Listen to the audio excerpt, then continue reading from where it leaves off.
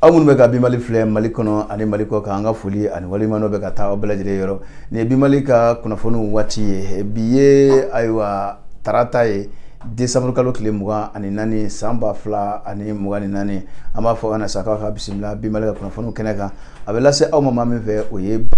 Kulubali ye yana ka don kunnafoniw kɔnɔ o dan ye kumabaw filɛ ne ka ɲɛsin aw ma. An bɛ aw ladonna k'a fɔ Kati kumadanba n'o ye Kati préfet Aruna Jara farajɛlɛfɔ maa ɲɛmaaw y'a waleɲuman dɔn ka kɛ ni a ka cɛsiri a ka baaraw kɔnɔna na an da bɛ se o ma.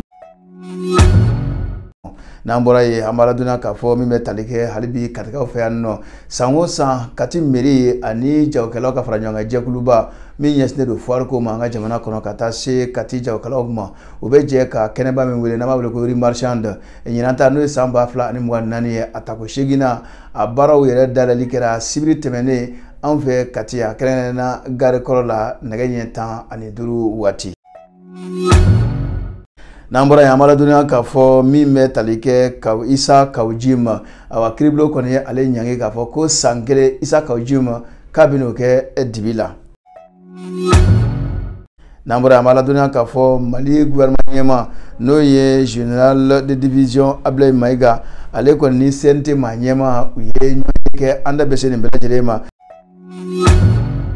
K'a ladonna k'a fɔ ayiwa min bɛ tali kɛ Confédération des États du Sahel olu ka fara ɲɔgɔn kan jɛkuluba u ye laseli dɔ kɛ ka sababu kɛ i k'a dɔn k'a fɔ min bɛ tali kɛ jamana dɔw la minnu bɛ ka janfa ta ka ɲɛsin ayi jamanaw ma u kɔni ye lajɛ kɛ ka laseli kɛ diɲɛma bɛɛ lajɛlen ma awa i k'a dɔn maa minnu fɛ ka janfa ta ka ɲɛsin ayi jamanaw ma u sigiyɔrɔmatinen don ni awa jamana wɛrɛw ye.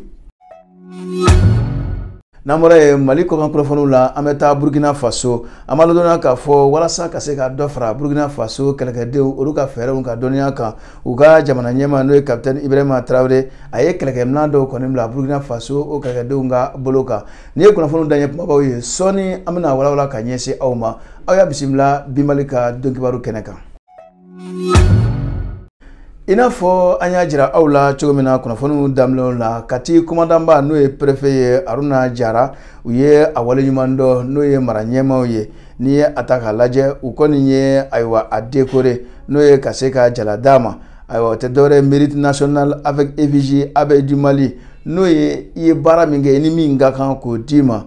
Dide kɔni ye Aruna Jara o ta tɛmɛsiyɛn Dide bɛ o la ko a kun tɛ dɔwɛrɛ ye Aruna Jara u ye a waleɲuman dɔn ka sababu kɛ a ka baara kɔnɔna n'o ye administration ye a bɛ cɛsiri min na a kɔnɔna na i k'a dɔn k'a fɔ ko maa don maa min ni a bɛ maaw lamɛn maa don maa min ni a cɛsirilen don a ka baaraw kɔnɔna na u ye a jira k'a fɔ ko kabi Aruna Jara a nana Kati i k'a dɔn k'a fɔ ko a ma ɲɛsin fɛn wɛrɛ ma o ye Kati baarakɛlaw u tɛgɛ bɛ se ka don ɲɔgɔn bolo cogo min na ka se ka baara ta o sɛbɛn ma ka baara kɛ sɛbɛn yɛrɛ kɔnɔna na awa i k'a dɔn ko a y'i ɲɛsin o ma u ka baaraw ye mun ye k'u cɛsiri olu fɛ i n'a fɔ kɛnɛya bunakun kan kalanko bunakun kan sigida lakalani fo ka taa se foroba caman minnu bɛ Kati kɔnɔna na ko Aruna a ye ɲɛmaa bɛɛ lajɛlen kɛ kelen ye ko a ye a jira u la k'a fɔ ka u dɛmɛ a seko n'a damayira la walasa u bilalen don baara min na o baara bɛ se ka sabati cogo min na Kati yan nɔ o hukumu kɔnɔna na o ye a to maa ɲɛmaaw u kɔni ye a jateminɛ kɛ ni ka waleɲuman dɔn a ka baara kɛcogo ɲuman la ko n'i y'a ta k'a lajɛ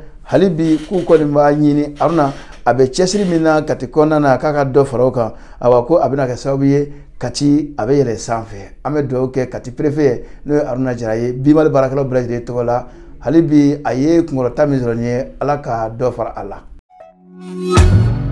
N'an bɔra ye halisa an bɛ to Katikaw fɛ yan nɔ an b'a ladɔnniya k'a fɔ sibiri tɛmɛnen décembre kalo tile 21 2024 ayiwa san o san Kati mairiba ani Kati jagokɛlaw fo ka taa se jagokɛlaw ka fara ɲɔgɔn kan jɛkuluba bɛ Mali kɔnɔ min ɲɛsinnen don foire ko ma u bɛ to k'u tɛgɛ don ɲɔgɔn bolo ni ka kɛnɛba sigi an bɛ min wele ko rue marchande ɲinan ta o ye a tako 8nan ye a baaraw kurumɔkali kɛra sibiri tɛmɛnen décembre kalo tile 21 2024 a kɛra nɛgɛ ɲɛ 15 waati likesi o tora tɛrɛma kan ne ka surunya Kati dɔgɔtɔrɔsoba la n'i y'a ta k'a lajɛ baara in yɛrɛ ɲɛmaa tun bɛ maa min bolo sa o ye Kati kumadanba ye mais k'ale jɔyɔrɔ fa a ka dangan fila n'o y'a ka dangan fɔlɔ Isa Pleya ka taa se a ka dangan filanan ma Aruna Berete olu tun bɛ yen nɔ ka taa se kelen yɛrɛ a deva kalifa bɛ maa min na n'o ye Gajaba Sise ye ale ye kati impôt au chef de centre ye ka taa se a denba ma n'o ye Madamu Kane Nana Sanu olu bɛɛ lajɛlen tun bɛ fo ka taa se kati a servita ɲɛmaw caman olu tun b'a kɛnɛ kan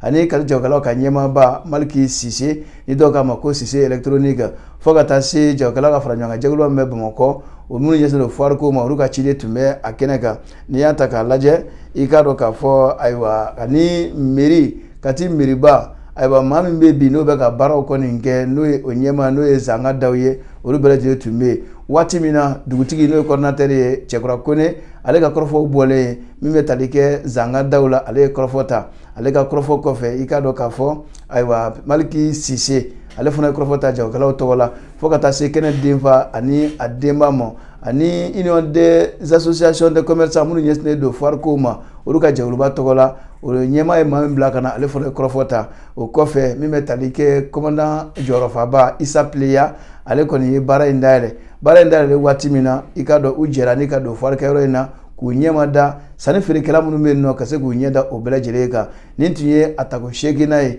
nka o ye ɲinanta kɛrɛnkɛrɛnni k'a bila AES minɛn kɔnɔna na n'o ye marchand AES dɔw fana ko foire AES baara in bɛ to sen na fo ka taa bila janvier kalo tile 2 la san 2025. An bɛ aw ladɔnniya k'a fɔ Faransi jamana kɔnɔna na i ka dɔn an ka dɔnkilidala min bɛ yen ni o tun ye Fantani Ture ale ka fatuli san 10 kɔfɛ ale ka fatuli la i ka dɔn k'a fɔ ayiwa i ye tasibila taara ni ka ɲɛsin ale ma a kɛra ayiwa Mali ka lasigidenso mɛn Faransi jamana kɔnɔna na min bɛ tali kɛ a sigida la a mara ɲɛmaw ani dɔnkilidala minnu ka sɔrɔ a la olu bɛɛ lajɛlen kɔni farala ɲɔgɔn kan ne ka tasibila kɛ ka ɲɛsin ayiwa Fantani Ture ma n'i y'a ta k'a lajɛ a bɛ ka kɛ yɔrɔ min na o ye D'Aubervilliers ye awa Fantani a yirala k'a fɔ k'a y'i cɛsiri kosɛbɛ Mali seko ni dɔnko o yiriwali la awa k'u ye tasibila kɛ ni ka ɲɛsin a ma awa min bɛ tali kɛ bɔlɔnkɔnɔna dɔ bɛ yen nɔ o kɔni o tɔgɔ dalen don a la kabi mars kalo la san 2023 o la k'u kɔni ka hakili b'a la min bɛ tali kɛ a furukɛ n'o ye Abibu Danbele n'an b'a wele ko Gimba ani a masɔnnanaw bɛɛ lajɛlen ko hali bi ko dugawu bɛ kɛ Fantani Ture fure ye Ala ka baarada nɔgɔya a ye.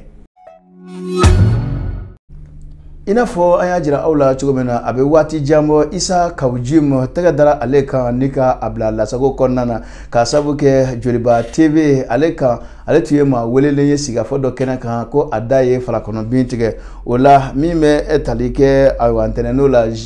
décembre kalo tile 23 san 2024 ayiwa kiribulon maaw ɲɛkɔrɔ Isa Kawujim a tun bɛ ka a yɛrɛ lafasa a ye a yira k'a fɔ ko maaw ma ale faamuya i k'a dɔn k'a fɔ ko ayiwa baro in kɔnɔna na Joliba TV kan ko ale ma Burkina Faso ka jamana ɲɛmaa n'o ye capitaine Ibrahima Traoré ko ale ma o ta a tɔgɔ ma o n'a ta bɛɛ lajɛlen ko ale kɔni bɛ yafa deli kɛ ni ale ka kumaw kɔni n'o kɔni kɛra sababu ye ka se ka ayiwa na ni kasaraw kɔni ye ko ale kɔni bɛ yafa deli kɛ nka o n'a ta bɛɛ lajɛlen procureur n'o ye kiribulon ɲɛmaa ye ale kɔni ye jalaki ta ka ɲɛsin a ma k'a fɔ ko ani ɲankili ka kan ko san 1 kaso o dira Isa Kawujim ma ntɛnɛn tɛmɛnen décembre kalo tile 23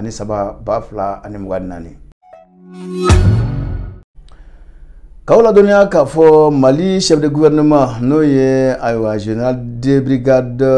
Ablaye Maïga décembre kalo tile 23 tɛmɛnen san 2024 ani conseil national de transition o ɲɛma i k'a dɔn k'a fɔ o kɔni ye ɲɔgɔn ye a kun tɛ dɔwɛrɛ ye Mali cakɛdaw ni ɲɔgɔn cɛ u bɛ se ka bolo ni ɲɔgɔn ma cogo min na ka yiriwali sira min na ka kɛ ni o baaraw kɔni ye i k'a dɔn général de division Ablaye Maïga ni ale ye Mali premier ministre ye a bɛ tali kɛ ministre min ɲɛsinnen don an ka mara caman bɔlen ma a b'o jɔyɔrɔ la ale kɔni ye taama kɛ ni ka se conseil national de transition o ɲɛma n'o ye général de corps d'armée honorable Maliki Diaw ye awa o ka nin lajɛ in kɔnɔna na nin ɲɛmaa fila u ye hakilina caman falen fɛn caman kɔni kan u ye fɛɛrɛ caman kɔni sigi ɲango fɛɛrɛ minnu kan ka kɛ ɲɛbila baaraw ye walasa hali bi Mali i k'a dɔn k'a fɔ a ɲɛta min bɛ an dusukun na o bɛ se ka waleya cogo min na ni lajɛ in ko a bɛ kɛ ka bila hukumu kɔnɔna na o ye i k'a dɔn k'a fɔ jamana premier ministre ani ayiwa cakɛda ɲɛmaw ka ɲɔgɔn ye walasa hali bi bɛɛ ani kelenya o bɛ se ka na Mali cakɛdaw bɛɛ lajɛlen fɛ awa hakilina minnu dara Mali kurako yɛrɛ la o baaraw bɛ se ka waleya cogo min na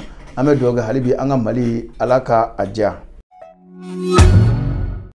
N'anbɔra yen an y'a da aw tulo kan k'a fɔ min bɛ tali kɛ laseli dɔra o kɔni kɛra décembre kalo tile 22 san 2024 o laseli in kɛra jɛkulu min fɛ o ye jamana ɲɛmaa minnu bɛ confédération de l'AES kɔnɔna na olu kɔni farala ɲɔgɔn kan ka laseli dɔ kɛ ka kɛɲɛ ni jate dɔw kɔni minɛna ayiwa i k'a dɔn k'a fɔ CEDEAO maaw olu jate dɔ minɛna olu la ka sababu kɛ k'a fɔ u bɛ fɛ ka ayiwa AES jamanaw k'olu dafiri nka u bɛ ka baaraw kɛ ka kɛɲɛ ni ayiwa jamana wɛrɛw ka senkɔrɔma tindini ye o kɔni na AES jamana ɲɛmaa saba ninnu u ye hakilina dɔ ta ni k'o lase jamanadenw ma u ye a jira k'a fɔ ko AES jamana a lakana tigilamaw i k'a dɔn k'u kɔni kɛlen k'u bila u kɛlɛkɛsen kɔni kan u ye o kuma fɔ o tɛmɛnen kɔfɛ AES jamanaw a dugukolo fa bɛɛ lajɛlen fɛ ko a dugukolo kanaw kɔni kɛlen don u jɔlen don u kɛlɛkɛsen kɔni kan ko k'o da bɛɛ lajɛlen tulo kan u ka sɔrɔdasiw kɔni bɛ o baara la awa k'u kɔni bɛ wele bila AES jamanaden bɛɛ lajɛlen ma ko an ka dɔ fara an ka cɛsiri kan walasa i k'a dɔn k'a fɔ n'an ye siganako fɛn o fɛn ye an k'o lakale an ka lakana tigilamaaw ye walasa ayiwa i k'a dɔn k'a fɔ juguw bɛ ka min ta ka ɲɛsin an ma a ko bɛ se ka dan sira la cogo min na o tɛmɛnen kɔfɛ ko kɔni bɛ a ɲini denmisɛnw fɛ bamaji jɛkulu bɛ u tali min kɛ k'u don u ka jɛkulujugu ninnu kɔnɔna na an ka an kisi o ma an kana sɔn ka don o baara kɔnɔna na AES jamana saba u fɔra ɲɔgɔn ka laseli min ka ɲɛsin bɛɛ lajɛlen ma o de ye nin ye an bɛ dugawu kɛ sa ala k'a mɛn tulo sabati. N'an bɔra yen an bɛ bi kunnafoni kuncɛ ni Burkina Faso jamana ye an bɛ aw ladɔnniya k'a fɔ Burkina Faso jamana ɲɛmaa n'o ye capitaine Ibrahima Traoré ye a ye a ka sɔrɔdasiw kɔni kɔ a kɔrɔ don kɛlɛkɛminɛnko siratigɛ la a ye kɛlɛkɛminɛn dɔw ta k'a di u ma n'o ye kɛlɛkɛminɛn ɲumanw ye a kɛra i k'a dɔn k'a fɔ capitaine Ibrahima Traoré fɛ Burkina Faso kɔnɔna na a ye a jira k'a fɔ ni minɛn minnu ditɔ filɛ sɔrɔdasiw ma ninnu ye a y'a jira k'a fɔ ko minɛn ninnu i k'a dɔn k'a fɔ ayiwa kɛlɛkɛminɛn ɲɛnamaw b'a la i n'a fɔ véhicule blindé minnu ni olu ye suguya minnu don type VBC n'o ye véhicule blindé de combat d'infanterie o tɛmɛnen kɔfɛ citerne o caman b'a la ka taa se minɛn kuraw ma minɛn kura minnu bɛna fanga don sɔrɔdasiw kɔnɔna kɛlɛdagaw kɔnɔna Burkina Faso kɔnɔna na o la i k'a dɔn awa ko nin bɛna a jira k'a fɔ cɛsiri min kɔni bɛ Burkina Faso jamana ɲɛmaa na walasa awa jugu minnu bɛ Burkina Faso kɔnɔna na n'o ye bamaji jɛkulu ye olu bɛ se ka kɛlɛ cogo min na ko nin baara in bɛ bila o minɛn kɔnɔna na. Ayiwa nin bɛ dan sigi bi Mali ka bi kunnafoniw la min kɛra bi tarata décembre kalo tile 24 2024 an b'a dɔn k'a fɔ ni ala sɔnna sini araba décembre kalo tile 25 o ye Noël seli ye bi Mali baarakɛlaw bɛɛ lajɛlen tɔgɔ la an bɛ dugawu kɛ an balima chrétiens bɛɛ lajɛlen ye an b'a f'u ɲɛna ko joyeux Noël foli ani waleɲuman bɛ ka taa aw yɔrɔ n'aw ye jan ninnu sɔrɔ aw ka u fila ani ɲɔgɔn cɛ k'a yɛrɛkɛ wa mago bɛ aw ka ladilikanw na walasa aw bɛ se ka kunnafoni jɔnjɔn sɔrɔ cogo min na k'a to aw ka sigida la maa min y'a lase aw ma aw denkɛ balimakɛ Bakari Kulubali an b'a fɔ a ka lajɛli la a n'a ka lamɛnni na aw k'an bɛn waati wɛrɛ.